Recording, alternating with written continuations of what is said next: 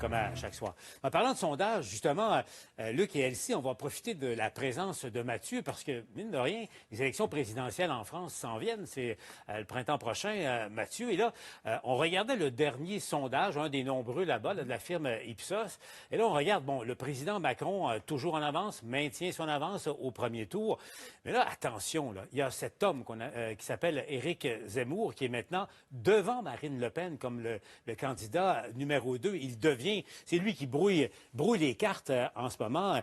Mathieu, le paysage, il est en train de bousculer le paysage politique français.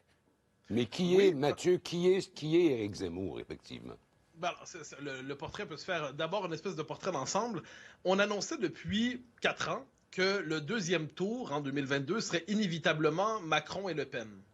Et des sondages disaient que les Français ne voulaient pas de ce deuxième tour, comme s'ils sentaient qu'ils étaient à la recherche d'une autre option pour être capables de... parce qu'ils voulaient sortir de cette espèce d'alternative qui leur déplaisait. Zemmour, qu'est-ce qu'il fait? Alors, c'est une personne... D'abord, en tout, c'est un éditorialiste de profession, connu au Figaro, qui a occupé une grande place dans les médias, en transgressant globalement tous les codes du politiquement correct, en étant quelquefois outrancier, quelquefois excessif, mais en étant capable d'exprimer tout un courant de pensée qui ne trouvait pas de place dans les médias. Et là, qu'est-ce qu'il fait en ce moment? Il a développé une popularité assez impressionnante. Et il se déplace vers la politique. Pourquoi? Pour être capable d'embrasser une inquiétude qui est assez forte en France, c'est la question de l'immigration, c'est-à-dire le sentiment que le pays a perdu complètement le contrôle là-dessus. L'islamisation inquiète beaucoup, c'est un pays qui a connu beaucoup d'attentats. Et aujourd'hui, Zemmour, qu'est-ce qu'il fait? C'est devant une Marine Le Pen qui était incapable de gagner. Ça, je pense qu'il y avait une forme de consensus sur le fait qu'elle était condamnée à perdre. Et une droite de gouvernement qui était impuissante, puis qui était plus une gauche pâle ou une gauche au ralenti qu'une droite, eh bien, il occupe l'espace entre les deux, qui était idéologiquement majoritaire, mais politiquement étouffé. Puis là, c'est comme il passe une transition des médias vers la politique, puis il incarne ce courant-là. Et là, on l'a vu, moi j'en parlais cet été avec des amis, certains me disaient il fera pas plus que 2 ou 3%, et moi j'avais dit à la blague, mais pas à la blague en fait, j'avais dit il va faire à mon avis autour de 12-13% dès la fin septembre. Je me suis trompé, en fait, il était à 15%. Et là, ce qu'on voit, c'est que si 2022, c'est une élection presque référendaire sur deux conceptions de l'identité française, deux conceptions de la France. Eh bien, Zemmour, soudainement, c'est celui qui a émergé et aujourd'hui se chuchote la parole suivante, qu'on soit pour ou contre lui, la question n'est pas là, il pourrait gagner. À tout le moins, en ce moment, il impose ses thèmes, il force tout le monde à parler de ses sujets, immigration, islamisation, insécurité. La France a d'autres problèmes que les nôtres, on s'entend, mais il réussit à imposer ses thèmes et en politique, ne l'oublions jamais, celui qui réussit à imposer son thème se donne une chance de plus pour l'emporter. Mais ce Zemmour, quand même, Mathieu, il est extrêmement controversé. Certaines de ses prises de position sont interprétées comme étant du racisme pur à l'égard des musulmans, entre autres. Donc, c'est un gars qui... Est-ce que c'est rassurant de le savoir si proche du pouvoir? Ben, la question est différente. C'est-à-dire, je pense que quand on lit, et puis je le dis en toute amitié pour les nôtres, quand je lis la presse québécoise sur Zemmour, je me dis, mais il faut arrêter de lire seulement Libération, c'est-à-dire le journal de la gauche mondaine parisienne. Le personnage est controversé, il n'y a pas de doute. Il y a des déclarations qu'il a fait pendant qu'il était éditorialiste, pendant qu'il était chroniqueur, qui le suivent aujourd'hui. Mais si on ne le réduit pas à ses outrances, parce qu'il y a eu des outrances, si tant de Français se reconnaissent en lui aujourd'hui, c'est qu'ils voient au-delà des saillies polémiques. Et puis qu'est-ce qu'ils voient?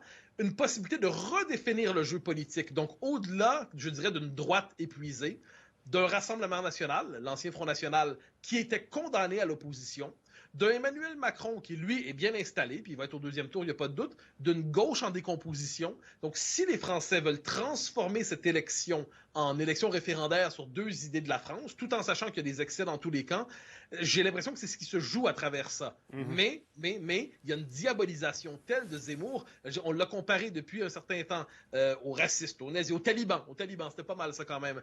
On multiplie les comparaisons les plus délirantes. J'ai l'impression que pour comprendre le phénomène, il faut éviter de le diaboliser, puis ensuite, ben, les gens voteront comme ils le veulent. En même temps, il y a le style, Zemmour, donc qui se plaît, au fond, souvent à choquer là, en termes d'impact sur les gens. Mathieu, on voyait les images défiler, ça s'est passé la semaine dernière. Là. Il était dans une apparition publique, on l'a vu avec cette arme d'assaut incroyable qui l'a tourné vers une journaliste. Puis bon... Mauvaise blague, enfin c'est une blague, a-t-il plaidé. Mais quand je dis qu'il ne fait pas comme les autres, écoutez, parce qu'il a été très critiqué pour son geste, là, Écoutons un instant ce qu'il a dit là, en commentant les critiques. Qui fait des papiers dans Le Point pour m'insulter? Qui me traite de Bonaparte, de carnaval et autres? Qui, comme Madame Schiappa, dit que je vise les journalistes avec des fusils pour les tuer? Je sais pas quels, les autres aussi sont des imbéciles comme Madame Schiappa. Si vous savez pas la différence, entre l'humour, la blague et le sérieux, c'est que vous êtes un imbécile. Mais moi, je peux te raconter que j'ai vu exactement la même chose avec Brian Mulroney quand il y avait une campagne pour l'élection partielle qui avait amené Lucien Bouchard au cabinet fédéral. Il avait été dans un truc, là, un incubateur d'entreprise, à mon souvenir, puis il y en avait un qui fabriquait, ça ressemblait à un fusil, mais c'était pour nettoyer les fesses des vaches. Bzzz! Et pendant qu'il avait ça dans ses mains, il y avait les journalistes autour qui disaient... Tiens, un tel du Globe and Mail, regarde donc celui-là, là-bas, le gars du Toronto Star, fait longtemps que tu m'énerves. C'était une blague comme celle de Zemmour, faut quand même pas venir fou. Mais en même temps, une arme à feu, tu fais pas de blague avec ça. Non, mais tu sais, il faut pas venir fou avec ça. Non, mais Zemmour, quand même, Mathieu, tu sais, c'est sûr que c'est un phénomène en soi, là, tu sais, médiatique. Il y a eu du succès dans les 20 dernières années et beaucoup de succès. Donc, c'est sûr qu'il est emporté par ça. Il y a du contenu aussi. Puis, comme tu l'as mentionné, il touche des points sensibles parce que la France est quand même fracturée. Puis, tu sais, la montée de Marine Le Pen qui se fait, qui n'est pas récente là, quand même, qui monte tranquillement. Bien, tout ça, M. Zemmour vient jouer aussi dans les tables de Marine Le Pen. Donc, en France, la droite est très décomplexée. Là, on est ailleurs. On n'a pas connu ça. En même temps, Mathieu, et, il faut vraiment écouter ce que tu dis. Là. Il exprime ou il incarne, au fond, une voix qui ne se reflète pas dans bien des médias traditionnels en France. Et n'oublions jamais la montée de Trump aux États-Unis que personne n'avait compris vraiment dans les médias dits traditionnels. Il y a une grosse différence, Paul. Ouais. Trump était un ignorant, sans culture, aucune. Zemmour a un doctorat de Sciences Po à Paris. C'est un intellectuel reconnu. Il a écrit des romans, il a écrit de nombreux livres. Je t'avoue là, que je ne suis pas en train de dire que j'appuie ce gars-là, parce qu'il est le précurseur de ce qu'on va voir de plus en plus en Europe. On l'a vu avec Orban en Hongrie, on l'a vu avec... Enfin, il y a un certain nombre de gens de la droite qui se positionnent. Et lui, le problème que j'ai, moi, personnellement, avec Zemmour, c'est qu'il me rappelle Maurras. Maurras, c'était dans les années 30. C'était une forme de nationalisme français que Zemmour ramène comme avec une sorte de nostalgie. Puis il n'y a pas de quoi être nostalgique pour ça. J'ai une proposition pour vous, Mathieu, si tu permets, une proposition pour vous. La discussion est trop intéressante et puis on va profiter de ta présence, Mathieu. Ne bougez pas. On parlera de Montréal un autre jour à la Joute. On va poursuivre la discussion parce qu'inexorablement, les choses changent en France et on va continuer à en discuter dans un instant. À la Joute.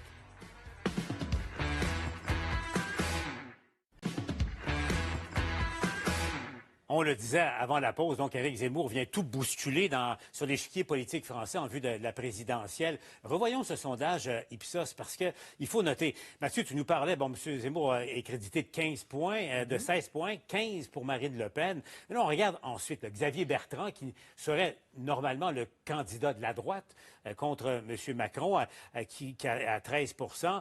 Mélenchon qui est la gauche à 8 Un mot, Mathieu, sur Anne Hidalgo, donc la mairesse de Paris, qui représente le Parti socialiste français qui a régné sur la France pendant tant d'années, donc à peine 5 des intentions de vote en ce moment. Alors, pour la petite histoire, avant de se lancer, elle était à 6 Et le lendemain où elle s'est lancée, elle est tombée à 4 Donc ça va mal. La gauche classique est éparpillée en ce moment entre les écolos, Mme Hidalgo du Parti socialiste, le Parti communiste de Fabien Roussel, Jean-Luc Mélenchon de la France insoumise.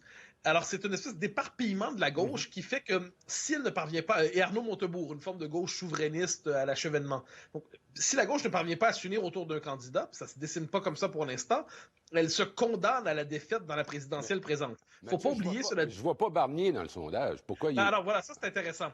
Parce que là, on a vu Xavier Bertrand. Xavier Bertrand, c'est le candidat de la droite qui a le plus de chances de se positionner pour le deuxième tour. Mais il participe à une primaire chez les Républicains. Donc, une primaire pour savoir, comme on connaît ça, pour savoir l'équivalent d'une primaire à un congrès. Mais chez les Républicains directement, il n'est pas le favori. En ce moment, celui qu'on dit le favori chez les Républicains, c'est Michel Barnier, qui se présente comme un Biden français. Mais Michel Barnier, dans les sondages, fait 7 ou 8 Donc, la droite classique, en ce moment, pour différentes raisons, ne mise pas sur celui qui pourrait lui donner le plus de chances. Donc, c'est une espèce de... Pour certains, c'est un suicide politique. Puis en plus, la droite ne va pas choisir son candidat avant le 4 décembre. Mais c'est intéressant. Donc, la gauche classique qui est éclatée, atomisée, la droite classique, même chose également. Luc, quand on regarde ça, bon, Emmanuel Macron, là, Zemmour arrive. Est-ce que c'est le candidat idéal? Est-ce que ça va réveiller M. Macron qui, pour l'instant, plutôt ronron? Je vais m'essayer, mais Mathieu est sur les lieux. Il doit comprendre mieux que moi la dynamique qui est en train de se dérouler là. Ça m'apparaît évident qu'au deuxième tour, ça va être Macron. Moi, ça, je pense qu'on ne peut pas l'éviter, ça va être lui. Alors, la vraie question, c'est qui va être le deuxième? L'opposant. Ça aurait été Marine Le Pen. Marine Le Pen, d'après moi, elle s'est cassée la gueule lors de la dernière présidentielle dans le débat télévisé contre Macron, où elle avait carrément fait une folle d'elle-même. Ça n'avait pas de bon sens. Et c'était tellement frappant que je suis convaincu que les Français s'en rappellent. Alors, elle, là, à 15, là, elle ne montera pas à 18 pas à 19. Non, surtout qu'elle Zemmour, descend, lui, et Zemmour monte. il incarne une sorte de colère sourde en France que j'ai vue récemment parce que j'ai rencontré une jeune Française, 20 quelques années, qui venait d'immigrer. Et puis j'ai demandé qu'est-ce qu'il l'avait décidé comme ça à faire le grand saut à immigrer. Ben, elle dit, on ne se sent plus chez nous en France. Et pour moi, ça avait quelque chose... Ouais, c'est un sentiment. Je suis d'accord avec ça, mais il y a quelque chose dans ça qui va très, très loin, là.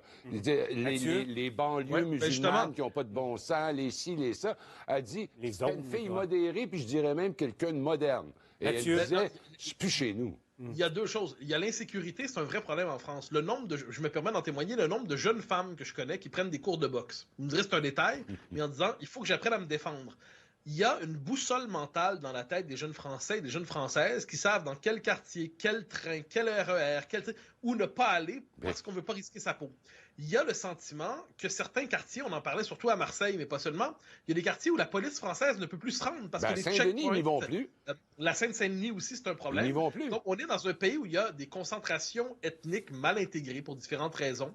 Et Zemmour est celui qui nomme le problème. Pendant 30 ans, la classe politique française a dit « Non, il n'y a pas de problème. Si vous voyez un problème, vous êtes des racistes. Vous êtes de l'extrême droite. » Et là, il arrive, il le nomme. On peut être en désaccord avec son propos, avec ses excès, mais des gens qui ne sont pas d'accord avec lui disent qu'il a au moins le mérite de mettre sur la table ces questions-là. Donc, c'est pour ça que, et en politique, celui qui impose une question réussit à obliger les autres à se définir par rapport à lui. Alors donc, cette élection présidentielle, on va la suivre, promesse. On va la suivre, non seulement une proposition, promesse. Ça va être suivre l'évolution de cette élection-là au fil des semaines.